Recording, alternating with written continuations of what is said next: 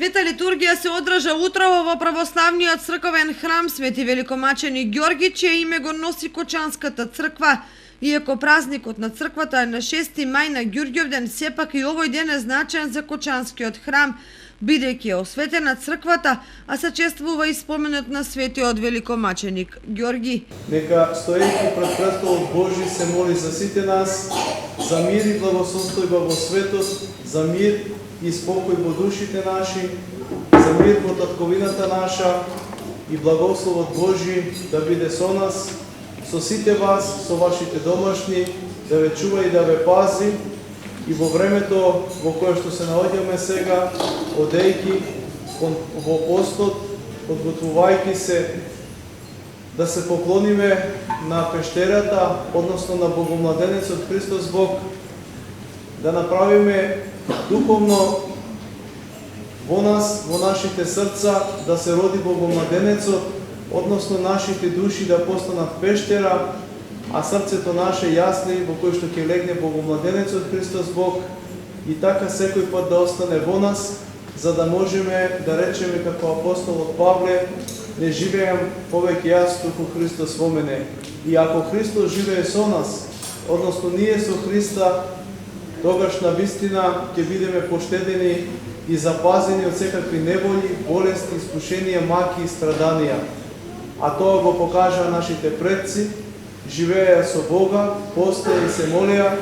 правеа добри дела и не беа такви егоистични и злобни како што се денеска луѓето, па затоа Господ им даваше долг живот, многу здравје и затоа тие заминуваа од овој свет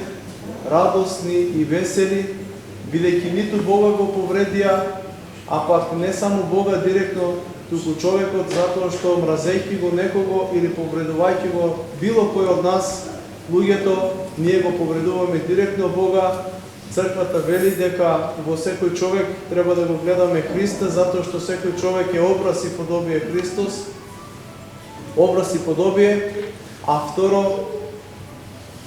Светиот апостол на љубовта, Богослов, вели: лаже оној што вели дека го љуби Бога, бидејќи Бога не го видел, а го мрази братот свој кого што го гледа.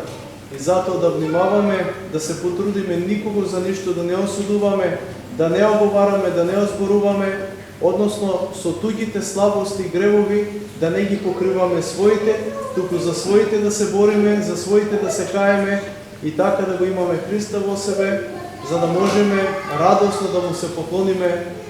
на Христовото рождество. Оние кои што не почнале да постат, еве можат од сега да постат,